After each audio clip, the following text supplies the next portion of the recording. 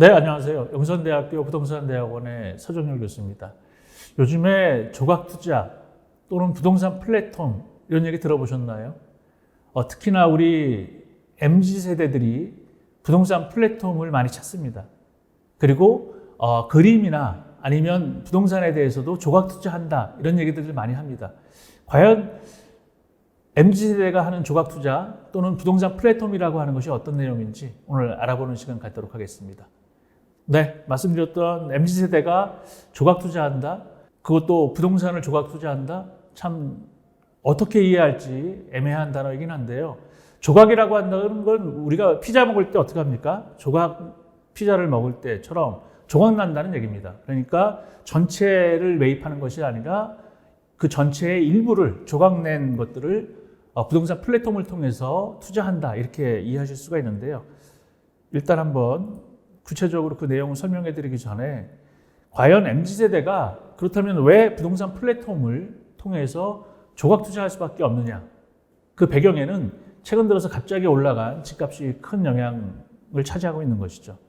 그러니까 결국은 지금의 MZ세대들은 올라간 집값을 다 지불하고 살 수 있는 능력이 안 되기 때문에 그것을 조각 투자한다. 이렇게 이해하시면 될 것 같습니다. 이것이 과연 MZ세대가 조각 투자하는 것이 현재 상황인지 아니면 앞으로도 계속 나타날 수 있는 트렌드인지에 대해서도 한번 오늘 말씀드리도록 하겠습니다. MZ세대가 요즘에 그림에도 투자하는 거 들어보셨나요? 근데 그림 역시도 비싸니까 조각 투자합니다. 우리 잘 아시는 BTS의 RM이라든가 아니면 지드래곤 이런 친구들도 연예 활동 열심히 하면서 자기가 소득이 생긴 걸 갖고 비싼 집을 사기도 합니다만 비싼 그림을 사기도 합니다. 근데 이런 친구들은 대부분 그냥 전액을 현금으로 주거나 아니면 한 번에 매입을 한다면 MZ세대들은 그렇게 큰 비용을 들여서 그림을 살 수가 없죠. 그러니까 예를 들어서 한 200만 원, 100만 원짜리 그림이라고 할지라도 그것을 조각 내서 예를 들면 나 5천 원으로 그림 살 거야.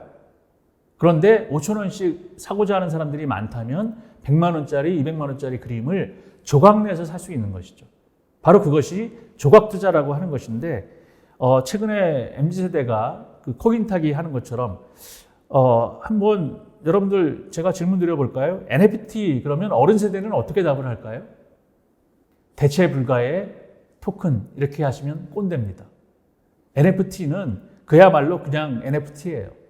대체 불가의 토큰처럼 이해하신다면 그것은 MZ세대가 투자하는 방식이나 이런 것들을 잘 이해하지 못하신다 이렇게 볼 수가 있는 것이죠. 그러니까 MZ세대가 코인 타기 하는 것처럼 NFT 역시도 조각 투자하는 대상이다 이렇게 이해하시면 될 것 같습니다. 우리 MZ세대들은 너무 잘 알고 있는 내용들이기 때문에 일단 요지는 MZ세대가 그림이든 부동산이든 플랫폼을 통해서 조각 투자한다라고 이해하시면 될 것 같습니다. 그리고 MZ세대는 부동산 관련해서도 조각 투자를 할 때 요즘에 쓰는 플랫폼이 물론 몇몇 말씀드릴 수 있는 회사들의 플랫폼도 있을 수 있습니다만 리츠라는 걸 통해서도 합니다. 리츠는 어떤 특정 회사가 아닙니다. 바로 부동산을 조각 투자할 수 있는 플랫폼이 될 수가 있는 것이죠.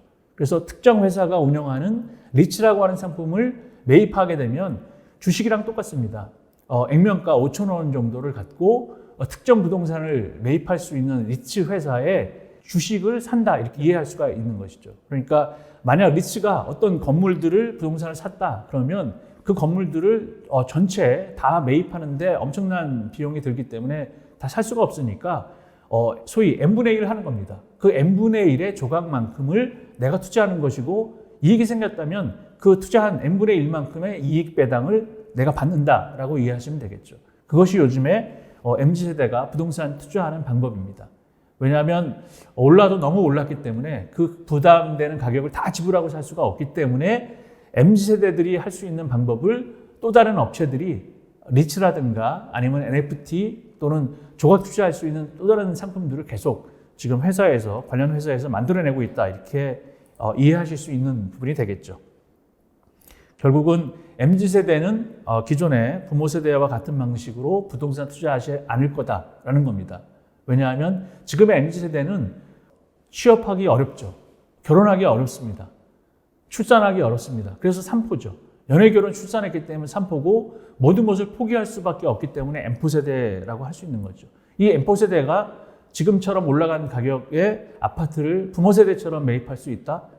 10년 주기설 또는 부동산 불패 시절을 경험했던 우리 베이비 부모만큼 열심히 노력해서 인컴이 있을 때 그걸 갖고 내 집을 샀는데 가격이 올라서 레버리지가 생겼다라고 기대하기에는 지금의 집값은 MZ세대가 부담하기가 너무 어렵습니다. 그만큼 많이 올랐다라는 것이고요.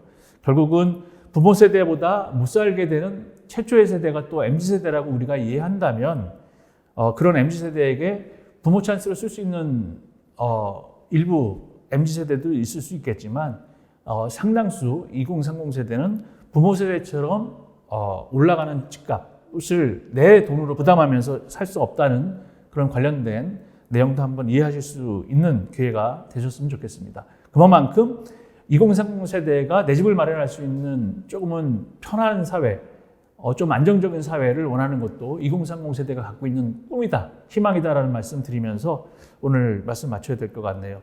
일단 지금의 MZ세대는 기존에 우리 부모 세대가 가졌던 부동산에 대한 인식은 공유할 수 있습니다만 쉽게 부모 세대처럼 내 집 마련을 하기에는 너무 어려워진 세상이다라는 것 말씀드리면서 오늘 주제 발표 마치도록 하겠습니다. 다음 시간에 또 뵙도록 하겠습니다. 안녕히 계십시오.